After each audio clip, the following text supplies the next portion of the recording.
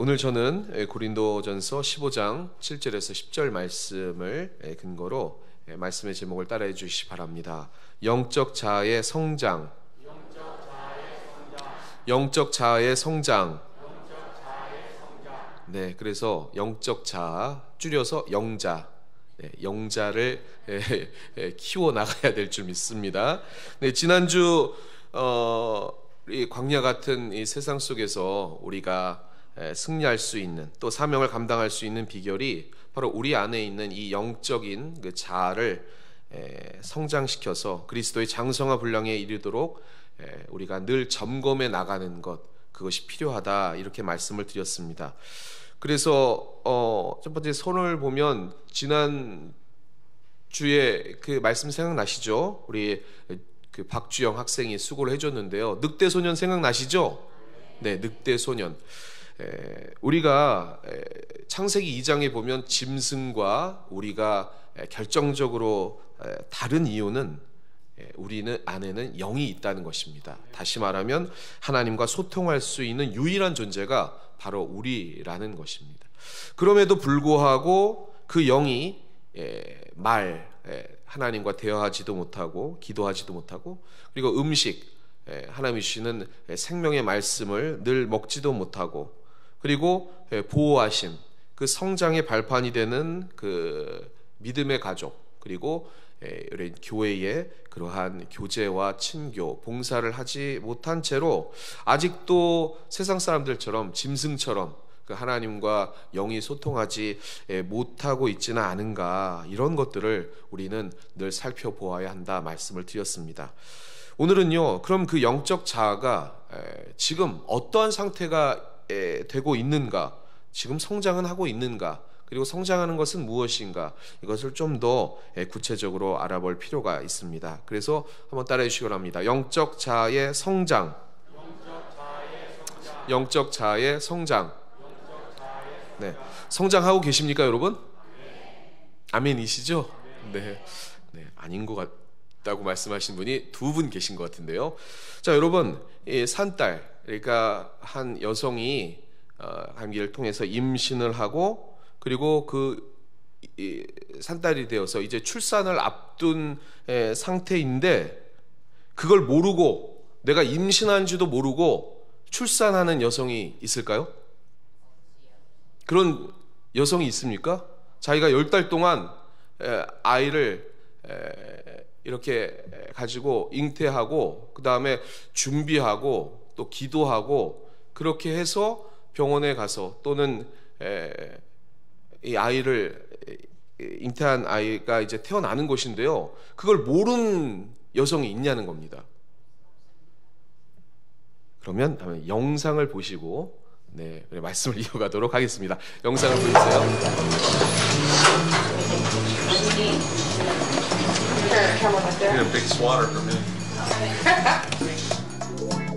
Are you pregnant?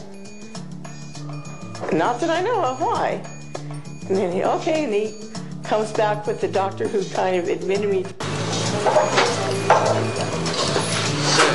됐습니다. 짧은 영상이에요. 오늘 성찬도 있고 시간이 없기 때문에 이렇게 보여드렸는데요. 미국의 한 여성입니다. 실제적인 이 여성이 몸무게가 190kg이에요. 그래가지고 어느 날 배가 아파서 병원에 갔는데 그 의사가 당신 임신했습니다.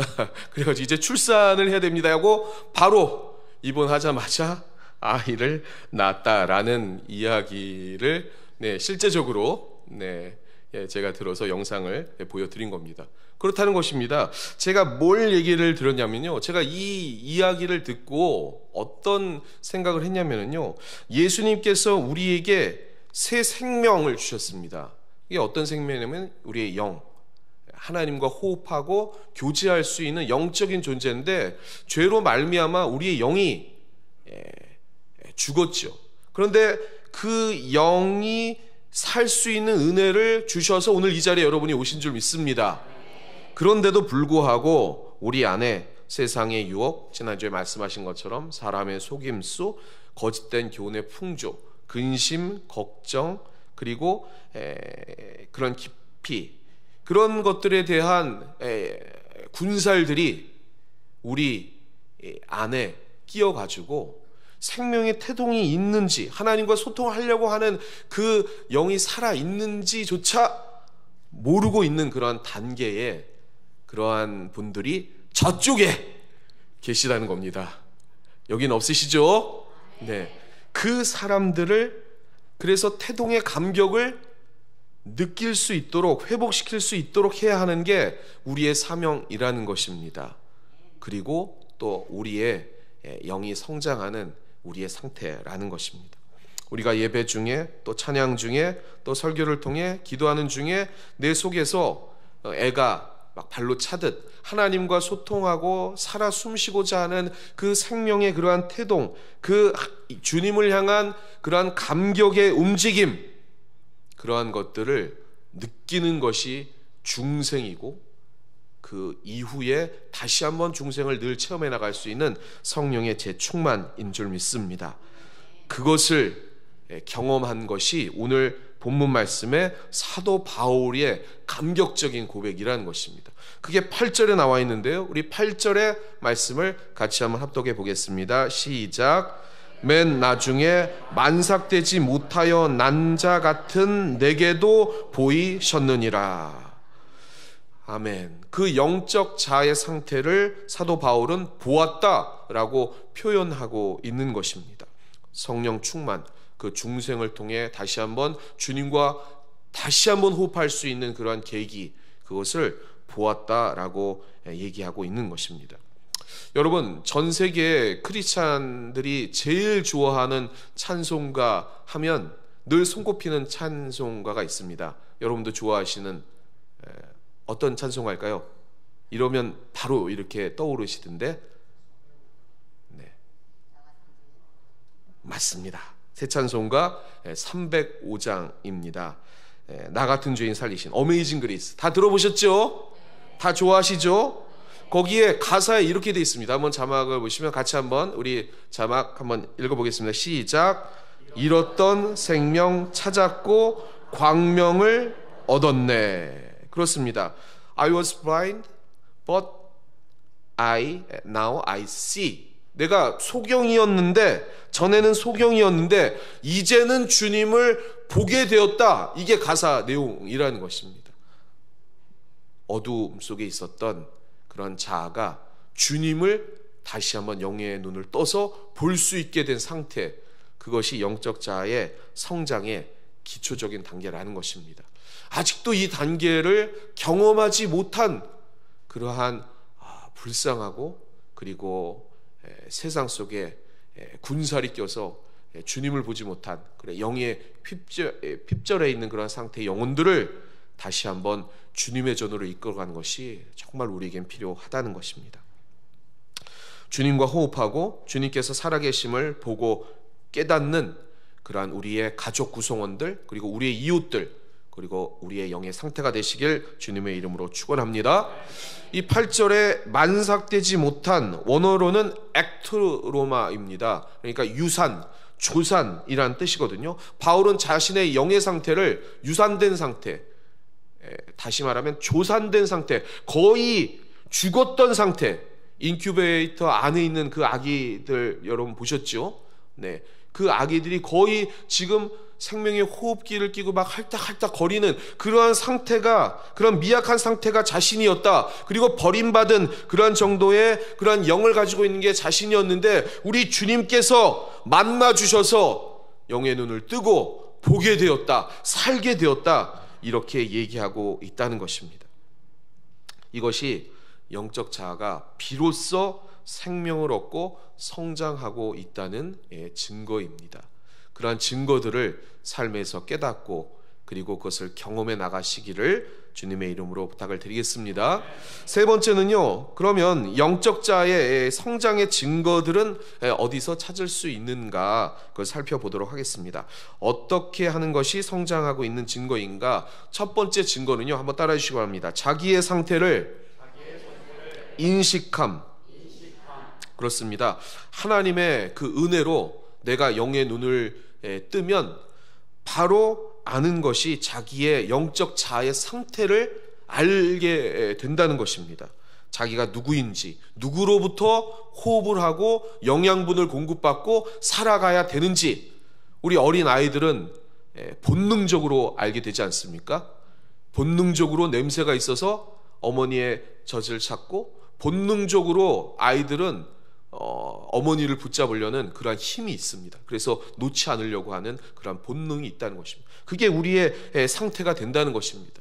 그래서 오늘 여러분들은 이렇게 여러분의 힘으로가 아니라 주님의 그 은혜로 이 자리에 찾아오신 줄 믿습니다. 왜 찾아오셨죠? 영적인 양식을 공급받아서 내 영이 그렇게 해야 살아간다는 것을 본능적으로 우리 주님이 알게 해 주셨기 때문입니다. 하나님의 은혜로 눈이 열려서 영적 자가 하나님을 보면 비로소 자기가 누구인지를 알게 됩니다. 주님을 보지 못하고 자신을 보면 자기는 늘 혼자서 살 수 있다는 그런 착각에 빠져서 나는 자격이 넘칩니다. 그리고 나는 할 수 있습니다.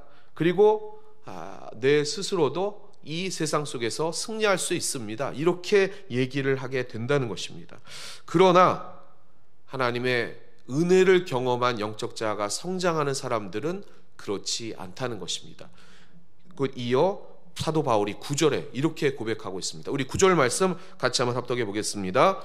나는 사도 중에 가장 작은 자라. 나는 하나님의 교회를 박해하였으므로 사도라 칭함받기를 감당하지 못할 자니라.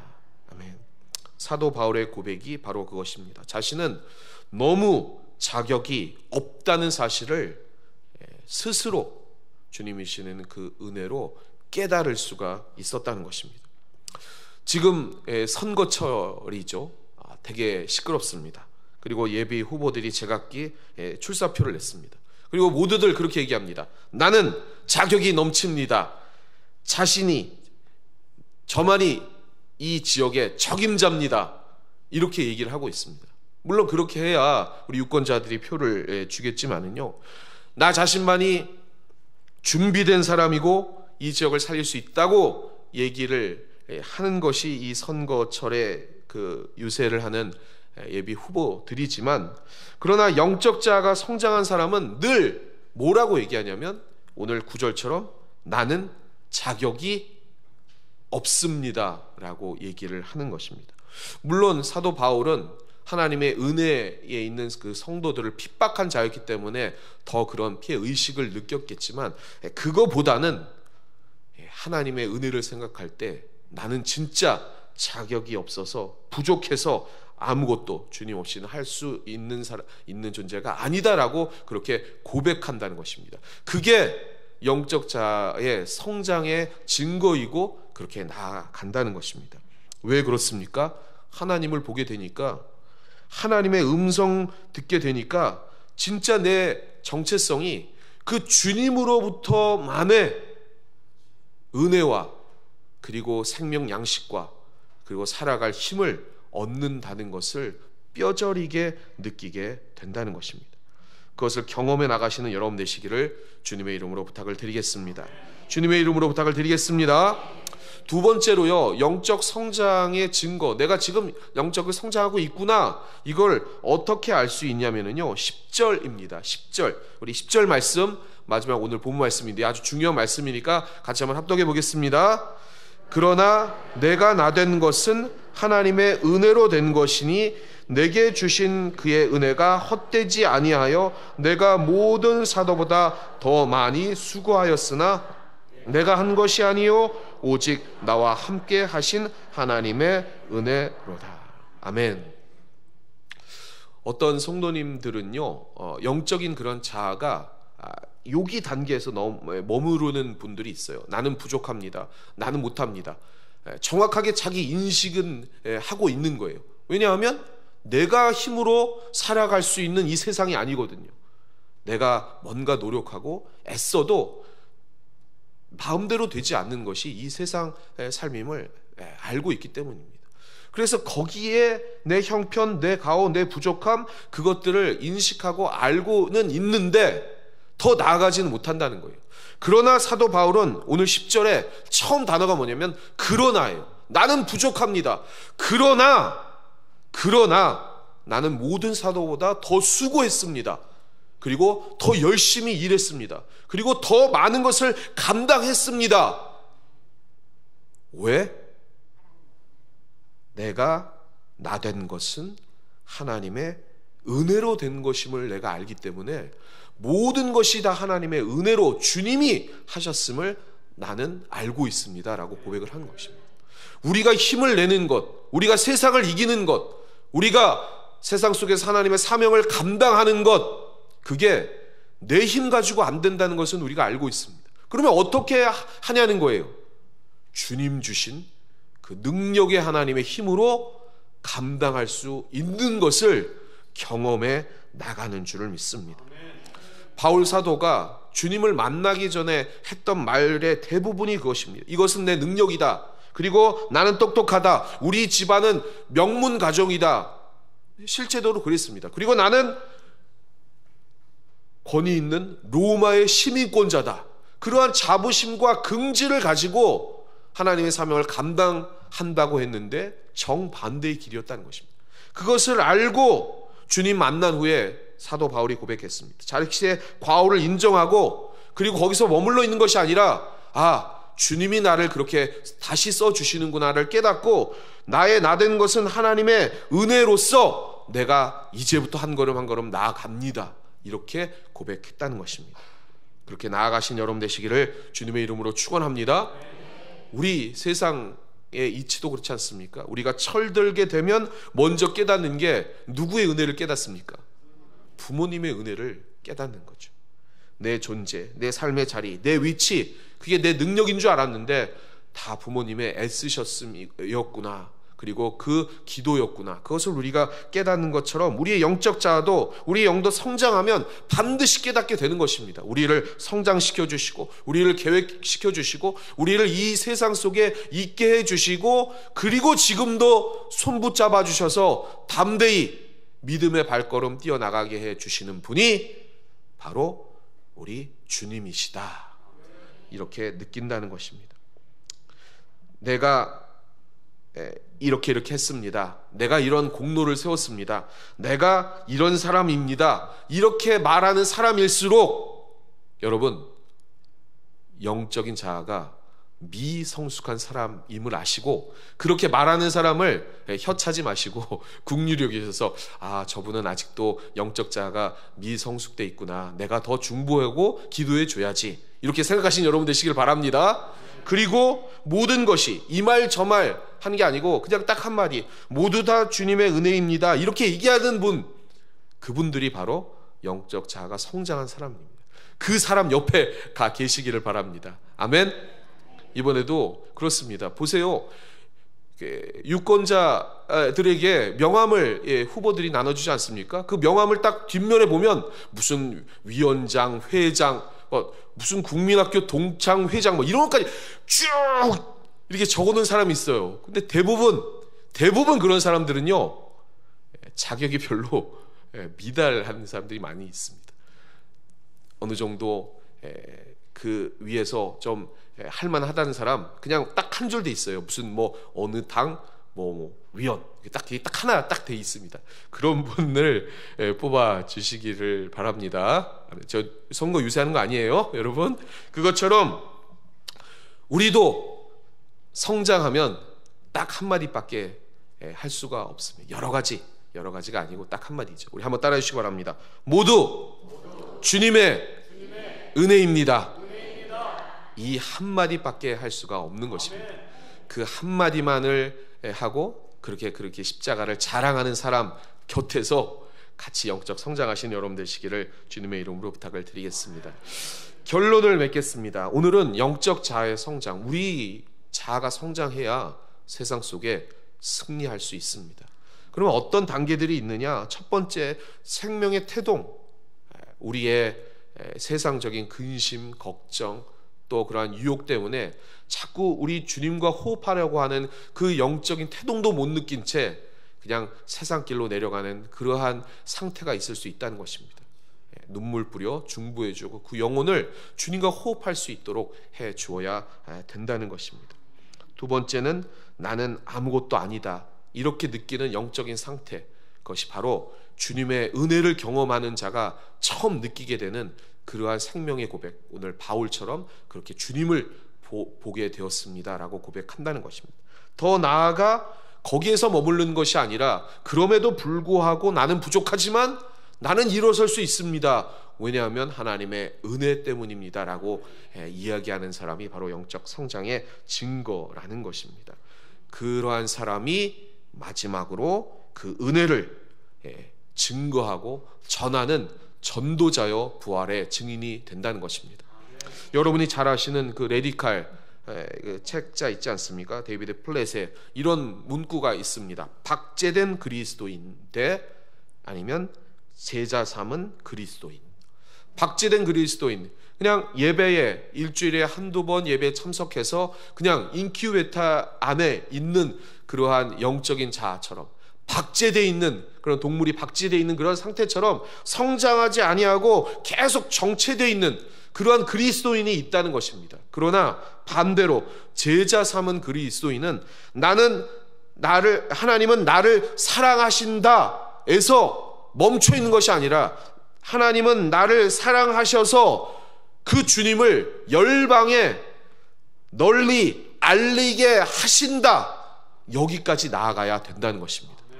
제자 삼은 그리스도인 되시기를 주님의 이름으로 축원합니다.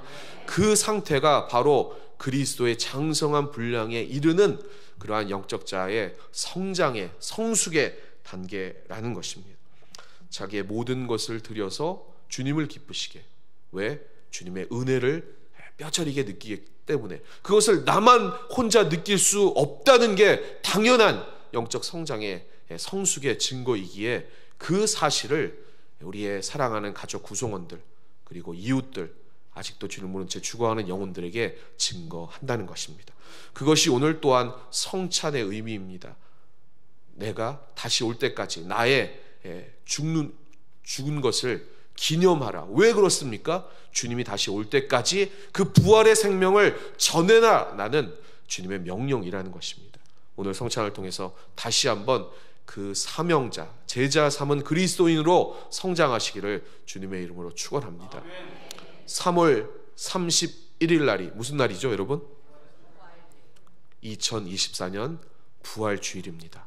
오늘 말씀을 생각하셔서, 주님, 제가 박제된 그리스도인이 아니라 제자 삼은 그리스도인으로서 하나님이 나를 사랑하셔서 그 은혜로 아직도 주님을 모른 채 지금 인큐베터 안에 있는 영혼이라든지 아니면 아직 생명의 태동도 몰라가지고 그냥 세상 길로 내려간 그 영혼이라든지 그 영혼들을 성장시켜 나가시는데 최선을 다하시기를 주님의 이름으로 축원합니다.